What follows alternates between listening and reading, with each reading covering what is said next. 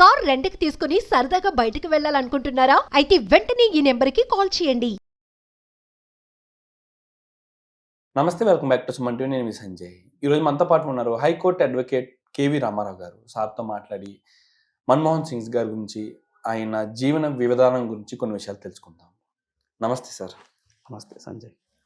Sir, రీసెంట్గా ఈరోజు పొద్దున్న వచ్చిన వార్త, 2004 నుంచి 2014 వరకు ప్రధానమంత్రిగా ఆయన భారతదేశానికి ఎన్నో సేవలు అందించిన మన మన్మోహన్ సింగ్ గారు మరణించడం అనేది చాలా బాధాకరమైన విషయం. అండ్ అంతేకాకుండా ఆయన అనారోగ్యానికి గురై మరణించడం అనేది జరిగింది.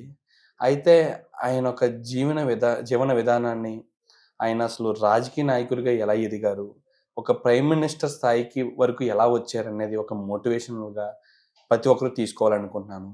అయితే ఆయన ప్రస్తావన అనేది ఎక్కడి నుంచి మొదలైంది, ఆయన ఒక రాజకీయ నాయకుడిగా ఎలా ఎదిగారు, ఒక ప్రైమ్ మినిస్టర్ స్థాయి వరకు ఎలా వచ్చారన్న దాని గురించి మాకు కొంచెం డీటెయిల్గా ఎక్స్ప్లెయిన్ చేస్తారా సార్?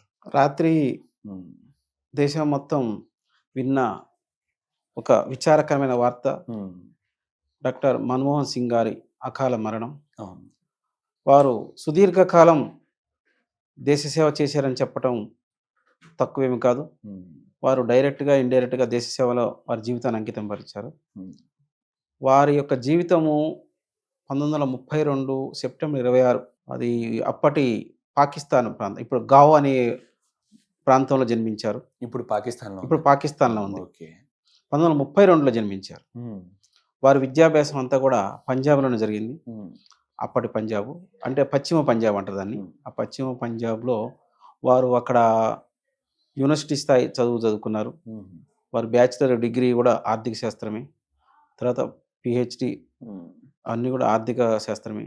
వారి ఎడ్యుకేషను పంజాబ్తో ఆగలేదు. బ్రిటన్లో బారిస్టరు, బ్రిటన్లో కేంబ్రిడ్జ్ యూనివర్సిటీలో కూడా చదువుకున్నారు. అక్కడ కూడా డాక్టరేట్ పొందారు.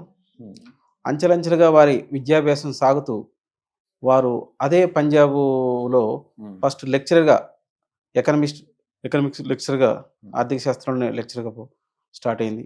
తర్వాత యూనివర్సిటీ స్థాయిలో కూడా ప్రొఫెసర్గా పనిచేశారు. ఆ రకంగా చేస్తూ దేశంలో ఎక్కడ ఎకనామిక్స్ సమస్యలు వచ్చినా వీరిని అధికారులు అప్రోచ్ అయ్యి వీరి ద్వారానే అనేక సలహాలు పొందేవారు. వారు చివరికి ఆర్బీఐలో డైరెక్టర్ పనిచేశారు 80sలో. తర్వాత ఆర్బీఐ గవర్నర్ కూడా పనిచేశారు. ఈ రకంగా వారు ఆర్థిక శాస్త్రంలో నైపుణ్యం సాధించి అనేక రంగాల్లో వారు ఈ పనిచేస్తూ వస్తున్నారు ఎకనమిస్ట్గా. ఆ టైంలో నెదర్లాండ్స్లో యూజీసీ ఒక సదస్సు జరుగుతుంది.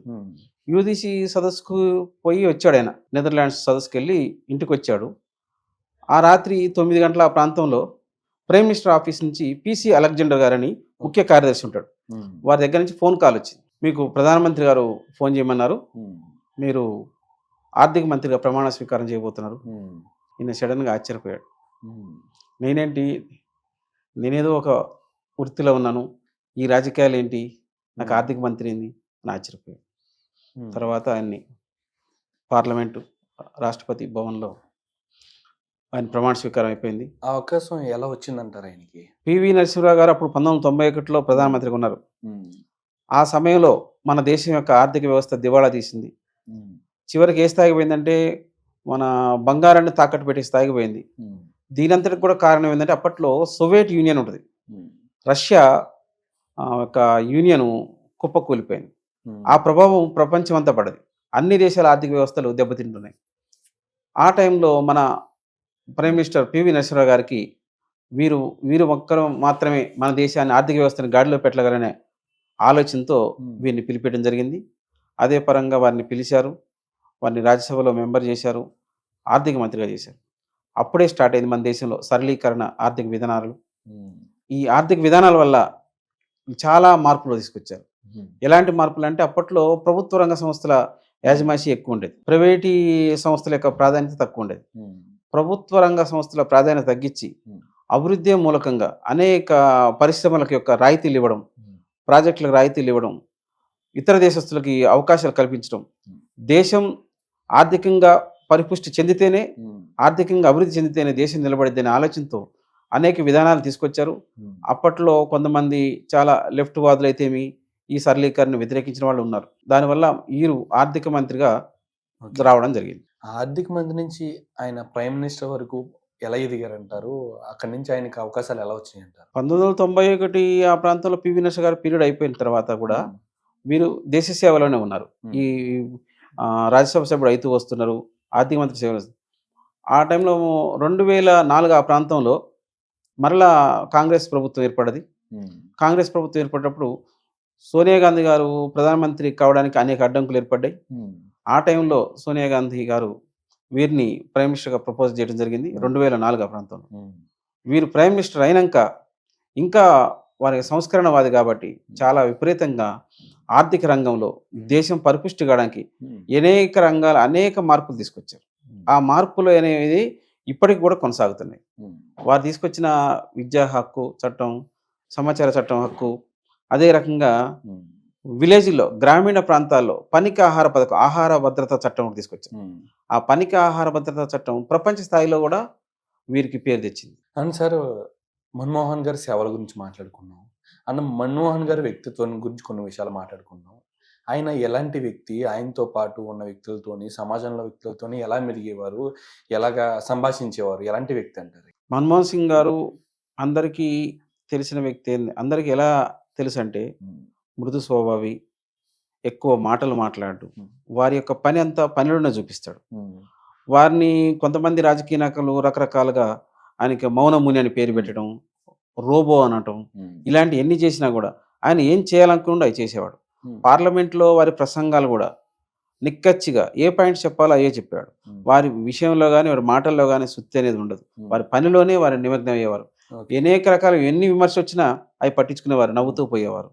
అదే రకంగా వారి ప్రపంచ స్థాయిలో అప్పటి జార్జ్ బుష్ అమెరికా అధ్యక్షుడు ఉన్నప్పుడు కూడా న్యూక్లియర్ విషయంలో, యునైటెడ్ స్టేట్స్ యొక్క సదస్సుల విషయంలో నిక్కచ్చిగా మన దేశం యొక్క స్థితి ఏంది, మనం ఏం చేయాలనుకున్నావో, అవసరమైతే నేను ఆ యునైటెడ్ స్టేట్స్ కౌన్సిల్కి రాజీనామా చేయడానికైనా ఎక్కడ దాకా పోయారంటే ఈ దేశంలో ఉన్న కాంగ్రెస్ ప్రభుత్వం నా అధినాయకత్వానికి కూడా ఇది చేయలేకపోతే నేను రాజీనామా చేయడానికి సిద్ధమే. అంటే జనాలకు కనపడే కామ్ మనిషే కానీ ఆయన పద్ధతులు కానీ ఆయన పని కానీ పనితనాలు కానీ నిక్కచ్చి మనిషి, నిజాయితీ మనిషి. అంతేకాకుండా సార్, రాజకీయ పరంగా ఆయనకి ఎదుర్కొన్న ఎదురు దెబ్బలు లాంటివి ఏమన్నా ఉన్నాయా సార్? ఖచ్చితంగా. అప్పటి 2004 ప్రభుత్వం ఏర్పడ్డప్పుడు అది సంకీర్ణ ప్రభుత్వమే. అనేక పార్టీలు అంటే కాంగ్రెస్తో జతకట్టిన అనేక కమ్యూనిస్టులు అయితే, వేరే ప్రాంతీయ పార్టీలు అయితే అన్నిటితో వారిని ఒక లైన్లో తీసుకొచ్చి పరిపాలన చేశాడు. అప్పట్లో చాలా రాష్ట్రాల ఉన్న ఈ ప్రాంతీయ పార్టీలు అనేక రకాల కోరికలు కోరేవి. ఆయన పీరియడ్లోనే చాలా ఫైనాన్షియల్గా కుంభకోణాలు అయ్యని విమర్శలు వచ్చినప్పటికీ, పార్లమెంట్లో అనేక విమర్శలు ఎదుర్కొన్నప్పటికి కూడా వారి పనిలో ఎక్కడికి వెనక్కి రాలేదు. అవును సార్, ఆయనకి పొందిన కీర్తి ప్రతిష్టలు కానీ వాటి గురించి మాట్లాడుకున్నాం. అండ్ అంతేకాకుండా ఆయనకు వచ్చిన అవార్డుల గురించి కానీ, డాక్టరేట్స్ గురించి కానీ ఎలాంటి అవార్డులు వచ్చాయని చెప్పి. ఆయనకి వరల్డ్ వైడ్ అవార్డ్స్ వచ్చినాయి. తర్వాత మన దేశంలో కూడా నెహ్రూ సంబంధించిన అవార్డు ఇచ్చారు, ఇందిరాగాంధీ అవార్డు ఇచ్చారు, ఎకనమిస్ట్ అవార్డ్స్ వచ్చాయి. ఆయన అసలు ఎడ్యుకేషన్, ఎకనమిస్టు, దీని ద్వారా ప్రపంచ గుర్తింపు పొందిన వ్యక్తి. Thank you sir, thank you very much sir. And 2 సార్లు ప్రధానమంత్రిగా చేసి మన దేశానికి ఆర్థిక పరంగా ఎన్ని ఇబ్బందులు ఉన్నా దాని నుంచి బయటికి తీసుకొచ్చి ఇప్పుడున్న పరిస్థితిని నెలకొల్పిన, ఇంత సేవను అందించిన ప్రధానమంత్రి గారు అంటే మాజీ ప్రధానమంత్రి గారు మన్మోహన్ సింగ్ గారు మన మధ్య లేకపోవడం చాలా బాధాకరమైన విషయం. సో ఇది ప్రస్తావనగా ఆయన మనసుకి శాంతి చేకూరాలని 2 నిమిషాలు మనం మౌనం పాటిద్దాం సార్. తప్పకుండా.